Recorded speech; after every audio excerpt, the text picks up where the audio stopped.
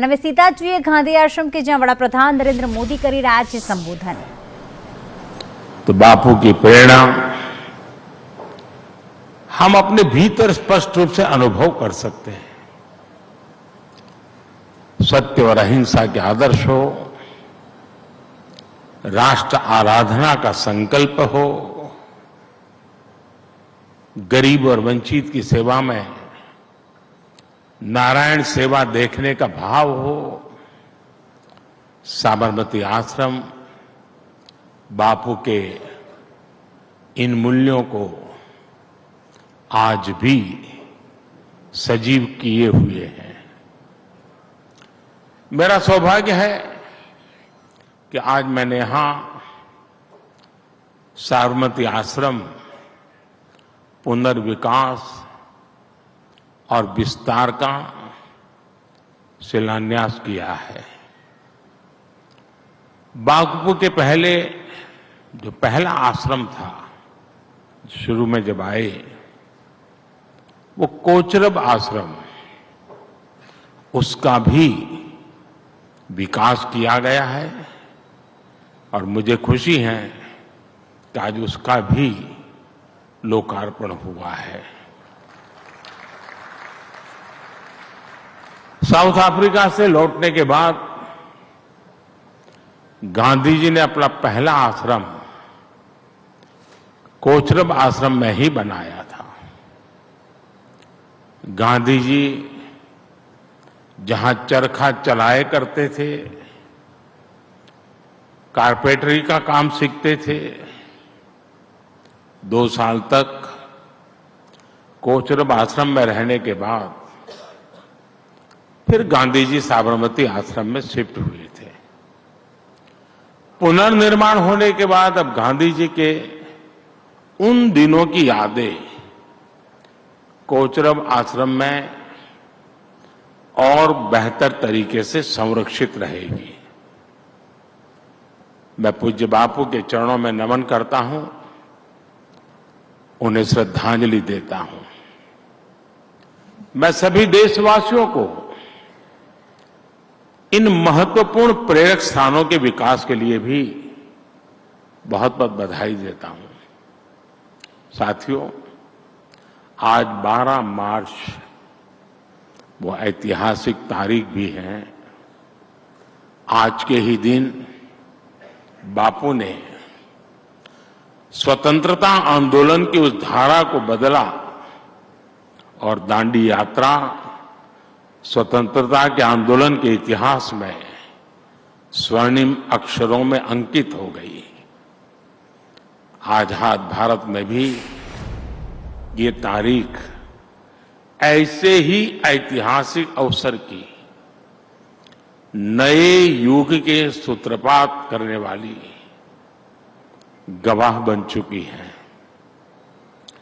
12 मार्च 2022 को इसी साबरमती आश्रम से देश ने आजादी के अमृत महोत्सव का शुभारंभ किया था। दांडी यात्रा ने आजाद भारत की पुण्य भूमि तय करने में, उसकी पृष्ठभूमि बनाने में, उस पुण्य भूमि का पुनः स्मरण करते हुए आगे बढ़ने में एक अहम भूमिका निभाई थी। और अमृत महोत्सव के शुभारंभ ने अमृत काल में भारत के प्रवेश का श्री गणेश किया। अमृत महोत्सव ने देश में जन भागीदारी का वैसा ही वातावरण बनाया जैसा आजादी के पहले दिखा था। हर हिंदुस्तानी को खुशी होगी कि आजादी का अमृत महोत्सव, उसकी व्यापकता कितनी थी और उसमें गांधी के विचारों का प्रतिबिंब कैसा था। देशवासी जानते हैं, आजादी के अमृत काल के इस कार्यक्रम के दरमियान 3 करोड़ से ज्यादा लोगों ने पंच प्राण की शपथ ली। देश में 2 लाख से ज्यादा अमृत वाटिकाओं का निर्माण हुआ।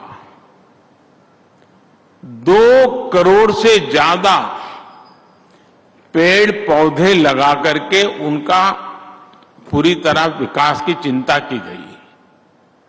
इतना ही नहीं, जल संरक्षण की दिशा में एक बहुत बड़ा क्रांतिकारी कार्य हुआ। 70,000 से ज्यादा अमृत सरोवर बनाए गए। और हम याद है, हर घर तिरंगा अभियान पूरे देश में राष्ट्रभक्ति की अभिव्यक्ति का एक बहुत बड़ा सशक्त माध्यम बन गया था।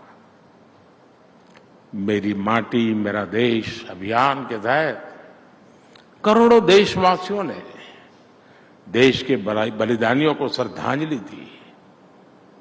अमृत महोत्सव के दौरान 2 लाख से ज्यादा शिला पट्टिकाएं भी स्थापित की गई है। इसलिए साबरमती आश्रम आजादी की लड़ाई के साथ साथ विकसित भारत के संकल्प का भी तीर्थ बना है।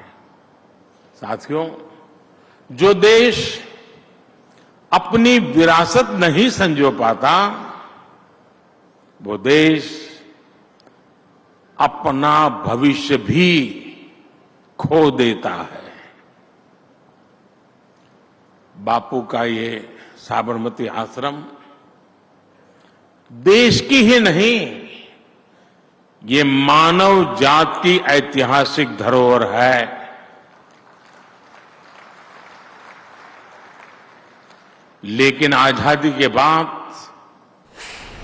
इस धरोहर के साथ भी न्याय नहीं हो पाया। बापू का यह आश्रम कभी 120 एकड़ में फैला हुआ था। समय के साथ अनेक कारणों से एक घटते घटते घटते घटते केवल 5 एकड़ में सिमट गया था। एक जमाने में यहां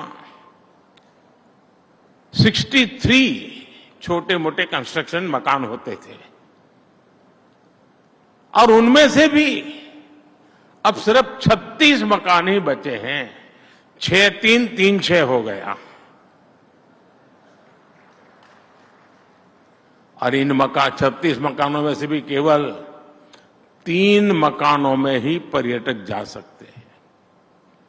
जिस आश्रम ने इतिहास का सृजन किया हो, जिस आश्रम की देश की आजादी में इतनी बड़ी भूमिका रही हो, जिसे देखने के लिए, जानने के लिए, अनुभव करने के लिए दुनिया भर से लोग यहां आते हो, उस साबरमती आश्रम को सहेज कर रखना हम सभी 140 करोड़ भारतीयों का दायित्व है।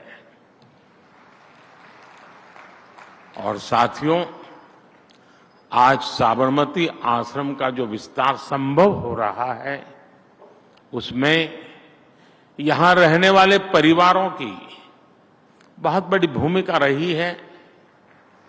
इनके सहयोग के कारण ही आश्रम की 55 एकड़ जमीन वापस मिल पाई है।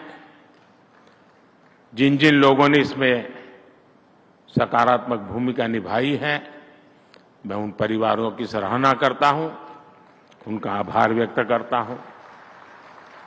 अब हमारा प्रयास है कि आश्रम की सभी पुरानी इमारतों को उनकी मूल स्थिति में संरक्षित किया जाए। जिन मकानों को नए सिरे से बनाने की जरूरत होगी, मेरी तो कोशिश ऐसी कि जरूरत पड़े ही नहीं, जो कुछ भी होगा इसी में करना है मुझे। देश को लगना चाहिए, ये पारंपरिक निर्माण की शैली को बनाए रखना है। आने वाले समय में ये पुनर्निर्माण देश और विदेश के लोगों में एक नया आकर्षण पैदा करेगा।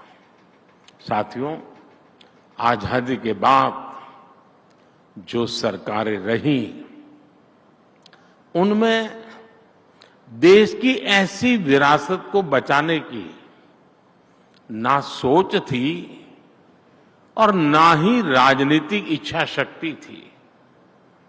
एक तो विदेशी दृष्टि से भारत को देखने की आदत थी और दूसरी तुष्टीकरण की मजबूरी थी, जिसकी वजह से भारत की विरासत, हमारी महान धरोहर ऐसे ही तबाह होती गई। अतिक्रमण, अस्वच्छता, अव्यवस्था, इन सभी ने हमारी विरासतों को घेर लिया था। मैं काशी का सांसद हूं, मैं काशी का आपको उदाहरण देता हूं। वहां 10 साल पहले क्या स्थिति थी पूरा देश जानता है, लेकिन जब सरकार ने इच्छा शक्ति दिखाई तो लोगों ने भी सहयोग किया और काशी विश्वनाथ धाम के पुनर्निर्माण के लिए 12 एकड़ जमीन निकल गई। आज उसी जमीन पर म्यूजियम, फूड कोर्ट, मुमुक्षु भवन, गेस्ट हाउस, मंदिर चौक, एम्पोरियम, यात्री सुविधा के तरह अनेक प्रकार की सुविधाएं विकसित हो गई है। इस पुनर्निर्माण के बाद और आप देखिए 2 साल में 12 करोड़ से ज्यादा श्रद्धालु विश्वनाथ जी के दर्शन करने आए हैं। इसी तरह अयोध्या में श्री राम जन्मभूमि के विस्तारीकरण के लिए हमने 200 एकड़ जमीन को मुक्त कराया। इस जमीन पर भी पहले बहुत सघन कंस्ट्रक्शन था। आज वहां राम पथ, भक्ति पथ, जन्मभूमि पथ और अन्य सुविधाएं विकसित की जा रही है।